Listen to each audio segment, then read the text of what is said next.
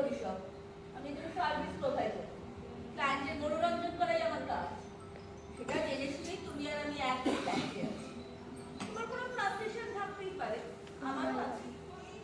তবু আমি আমার সব কথা অনায়াসে তোমাকে বলি। আমার বাঁধে এমনকি কোন ক্লায়েন্ট আমার সাথে কিভাবে কতক্ষণ খেললো সেটাও আমি তোমাকে অনায়াসে বলি। তুমিও প্রায় সব কথাই আমাকে বলো, সেটাও আমি অস্বীকার করছি না। এই আমার বান্ধবীদের নিয়ে নাম নিয়ে বিচলিত হয়ে পড়লো। আর ঘটনার বর্ণনা এমন ভাবে হবে যাতে সরকারের দিকে পাবলিক অভিযোগ করতে পারে। অন্যান্য নিউজ চ্যানেলগুলোতেও প্রিন্ট মিডিয়াগুলোতেও একই খবর প্রকাশিত হয়। মোট কথা ইলেকশনের আগে এই খবর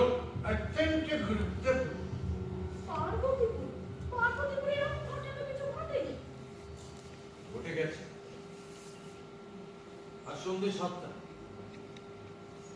সিআরপি জওয়ানের বেশে আততায়ী গুলিতে হত 4। ইলেকশনের আগে কেন্দ্রীয় বাহিনীর সন্ত্রাস। আচ্ছা, তারপরে তুমি এই খবরটা লিখলে?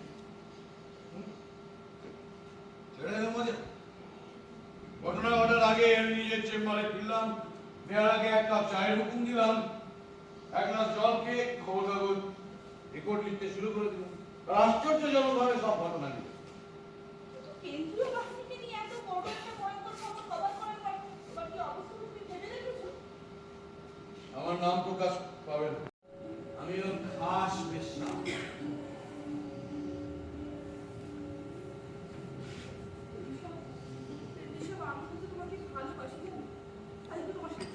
আছি সেই একই ঘরে থাকার অভ্যেস, তোমার বুকে মাথা রেখে রাত কাটানোর।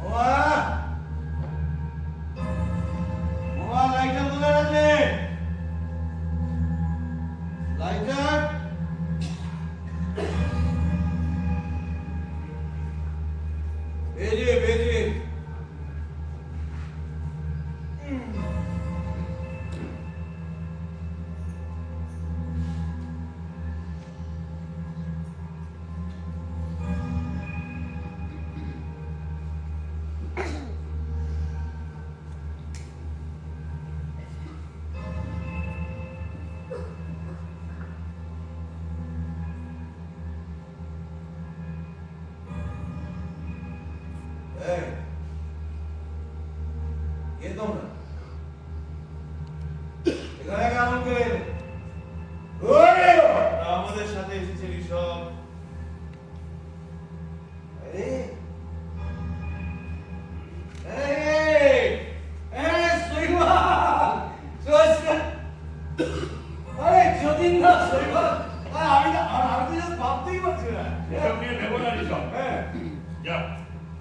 তুমি আমাদের চিনতে পেরেছো, এটাই যথেষ্ট। কিন্তু ওদেরও তো তোমার মনে থাকার কথা সব।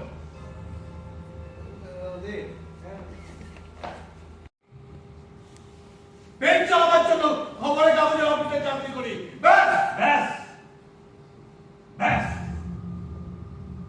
কত সহজ কথা না ঋষভ রায়। পেট চালাবার জন্য চাকরি করি। পেট চালাবার জন্য। তাহলে আমরা কি করতাম? আমাদের পেট ছিল না। আমার ঘরে একমাত্র মা এই যতীন্দার ঘরে বাবা, মা, বউ, বাচ্চা, মোট 5টা পেট ছিল। 5টা। ওরা আমাদের রোজগারের পথ চেয়ে বসেছিল, ছিল না? শৈবাল আর ওরা সাক্ষী। আর ঋষভ রায় তুমি আসামি। আমাদের এই বিচার সভায় তোমাকে স্বীকারোক্তি দিতে হবে আমাদের সামনে। মান্যবাজি মামলাবাজি। তারা আমার ঘরে ঢুকে তোমরা আমারই বিচার করবে, আর কিসের স্বীকারোক্তি দিবে? যত সব উৎকট ঝামেলা। চিৎকার করো না ঋষভ রায়, চিৎকার করার সততা তোমার নেই, তাই চুপ করে বসো। আর আমাদের এই উৎকট ঝামেলায় যে তোমার সৌভাগ্যের কারণ, সেটা আরো একবার মনে করিয়ে দিলাম।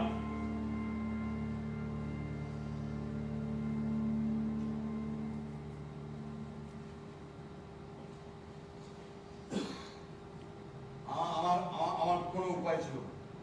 সে কথায় আসবো, সে কথায় আসবো পরে। তবে তার আগে একটা কথা মাথায় ঢুকিয়ে নাও, তাহলে এই আলোচনা করতে সুবিধা হয়। আজ এই যে আমার বাড়ি বলে তুমি আস্ফালন করছো, তা প্রকারান্তরে আমাদের ওই যতীনদা, ওই সুরিন্দারের ওই লালি, তা কি করে অস্বীকার করবে? না, আমি অস্বীকার করবো, অস্বীকার করবো। তোমরা যতদিন খুশি এখানে থাকতে পারো, যতদিন খুশি, কিন্তু কোনো বিচার সভা বসানো যাবে না, কোনো স্বীকারোক্তির কথা বলা যাবে না। ব্যাস। বেশ, তোমার মধ্যে যদি পাপ না থাকে, তাহলে বিচার, আদালত, স্বীকারোক্তি এসবের নামে এত খেপে যাচ্ছে কেন? আমাদের এই বিচার সভায় তোমাকে কনফেস করতে হবে হোয়াট ইউ ডিড। আমার কোনো পাপ বোধ নেই। এসব পাপ পুণ্য, এসব ছেদ কথায় এই সব আস্থা রাখে না, বুঝেছ?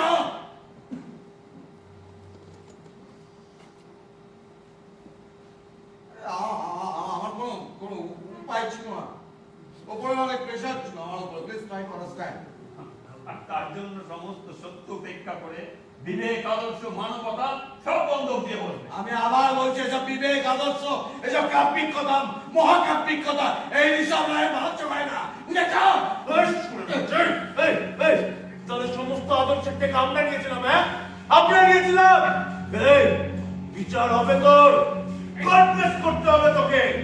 আমাদের এই চক্রগুলোতে তুই আটকা পড়ে আছিস, চাইলে সারা জীবন আমাদের এই চক্রগুলো থেকে বের হওয়া হবে না তোর। আজ আমাদের পরিবারের জন্য তোর এই ঘটনা, আমরা মরে গিয়ে ভদ্র ভাষায় কথা বলো। আমার একটা সম্মান আছে, আমার সম্মান হানি করার অধিকার।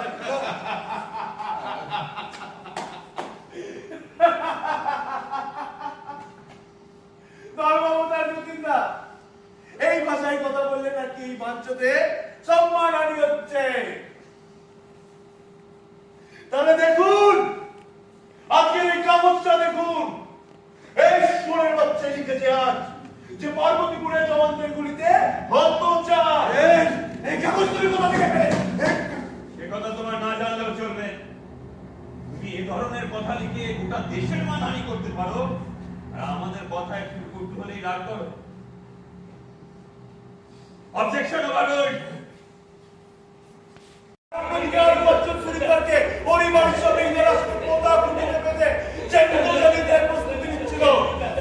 আমি সেই খবর কভার করছিলাম একটা ঝোপের আড়ালে ঢুকে। আমাদের চোখের সামনে পেট্রোল ঢেলে জ্বালিয়ে দেওয়া সুরিন্দারকে উল্লাসের বলল সেই বাংলাবাসীরা। অন্যদিকে অগ্নিদাসের সভা করল দর্শিত নারীর চিৎকার।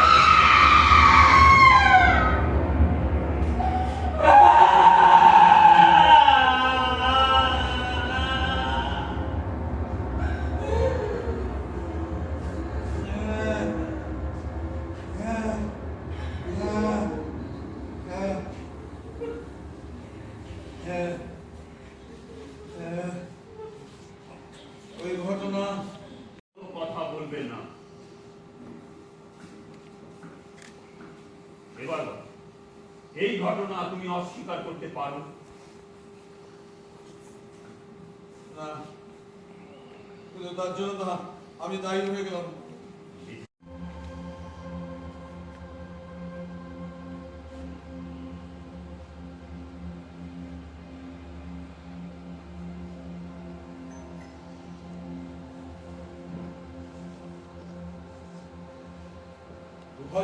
সাল 18ই ফেব্রুয়ারি আমাদের পত্রিকা থেকে পাঠানো হয়েছিল আমাদের তিনজন senior journalist Jatin Patel, camera শৈবাল ভৌমিক, সঙ্গে জুনিয়র জার্নালিস্ট ঋষভ রায়। আমাদের দায়িত্ব ছিল মূল ঘটনাস্থলের বাইরে গ্রামগুলোর অবস্থা কভার করার। সেখানে আমরা ঘুরে ঘুরে ইন্টারভিউ নিচ্ছিলাম সেখানকার সারপঞ্চদের, সেখানকার মানুষের সাথে কথা বলার সময় বেরিয়ে আসছিল তাদের ভেতরকার চাপা ক্ষোভ। ঝাম্বর একটা শিব মন্দিরের পাশে একটা ঘরে গেরুয়া একটি মাথায় বেঁধে বেশ কিছু মানুষ অস্ত্র শস্ত্র নিয়ে তৈরি হচ্ছিল। বেশ কিছু মেয়েও ছিল, তার আশেপাশে ছিল বেশ কয়েকটা মুসলমান পাড়া।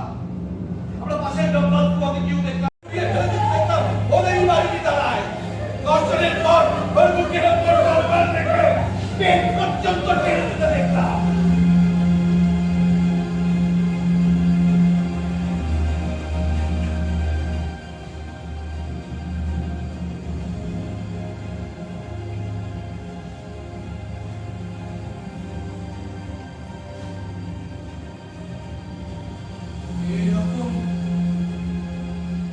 এরকম বিভৎস হত্যাকাণ্ড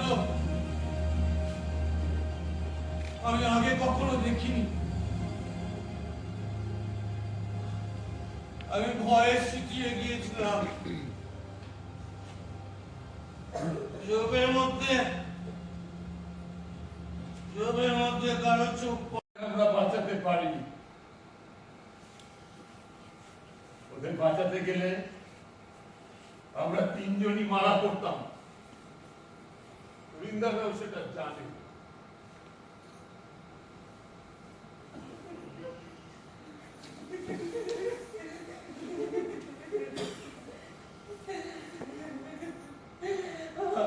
আমাদের জীবন পুরো চলছে গেল বাবু, পুরো চলছে গেল।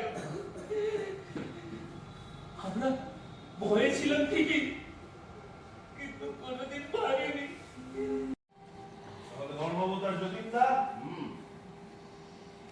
আসামির বিচার প্রক্রিয়া কি শেষ হলো? আসামি সর্বদা নরমেস করেছে। কিসের বিচার? কিসের বিচার? আমি তো সব কথাই স্বীকার করলাম। এবার আমাকে তুমি প্রিকশন খালাস দাও। অনেক রাত হয়েছে, এবার আমাকে ঘুমোতে দাও প্লিজ। আমি ঘুমোতে চাই। এখনো সময় আছে সব, এখন অনেক কথা বাকি আছে। সেদিন রাতে থানায় পৌঁছানোর পর আমাদের ম্যাজিস্ট্রেটের সঙ্গে আলোচনার সময় তিনি আমাদের বললেন ভোরবেলায় ওর বাংলো যেতে। ওর কথা মতো ভোরবেলায় ওর বাংলোয় গিয়ে দেখি কয়েকজন গুন্ডা আগে থেকেই প্রস্তুত ছিল। আমাদের হাত পা মুখ বেঁধে ফেলে দিল জঙ্গলের মধ্যে একটা জল। ইয়েস, আমাদের মার্ডার করা হয়েছিল ঋষভ রায়, আর সেটা উনি জানতেন। তোমরা নিখোঁজ হয়েছে, নিখোঁজ নিখোঁজ হওয়ার বার্তাও তুমি লিখেছিলে ঋষভ রায়। পুলিশের কাছে তুমিই গিয়েছিলে শুধুমাত্র নিজের কেরিয়ার ঠিক করবার জন্য। ওপরতলার সমস্ত হুকুম তুমি অবনত মস্তকে পালন করেছিলে ঋষভ। স্বীকার করো না ঋষভ, আর এই রাতে এই ঘরে এই কয়েকজন মৃত মানুষ ছাড়া আর কেউ নেই। বাইরের পৃথিবী আজ থেকে 24 বছর আগে মরে যাওয়া এই চারজনকে মনে রাখে। বরাবর তোমার লেখা প্রকাশের সঙ্গে সঙ্গে শুরু হবে ঘুম, দর্শন। জ্ঞান জানিয়ে দেওয়া হবে গোবিন্দারদের। 3 মাসের সন্তান গর্ভে ধরে রাখা লালিদের বুক থেকে জনি পর্যন্ত ছিঁড়ে দেওয়া হবে।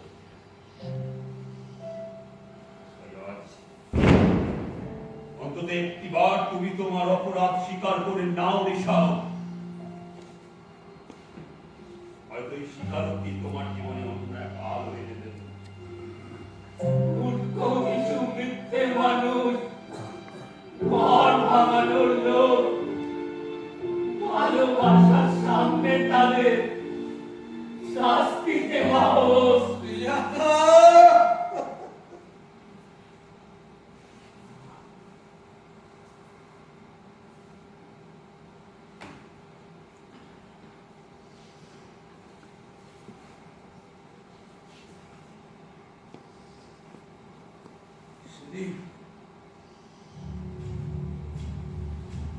সেদিন ভোর রাতে থানা থেকে বড়বাবু এসে দেখা করলেন আমার সঙ্গে আমার হোটেলে ঢুকে। তিনি বললেন তোমরা সমস্ত রিপোর্ট জমা করতে চেয়েছিলে হিউম্যান রাইটস। আমাদের কি অবস্থা হয়েছে তাও তিনি আপনার এই এমপিতে আমাকে বুঝিয়ে বলে দিন। ইতিমধ্যে রাজ্যের সমস্ত নিউজ চ্যানেল যারা গভর্নমেন্টের ভাগ তুলে নিয়ে আলোচনা করছিল ব্যান করা হলো। এই সময় স্যাটেলাইট নিউজ চ্যানেল আসার পর এটাই ছিল সবচেয়ে বড় দাঙ্গা। ন্যাশনাল চ্যানেলগুলো ব্যান না করার কোনো উপায় ছিল না। কেন্দ্রীয় সরকার যখন প্রধান বিরোধী পক্ষ, সমগ্র দেশের রাজ্য সরকারের কাছে সমালোচনা চলছে। স্থানীয় সমস্ত পত্রিকায় একের পর এক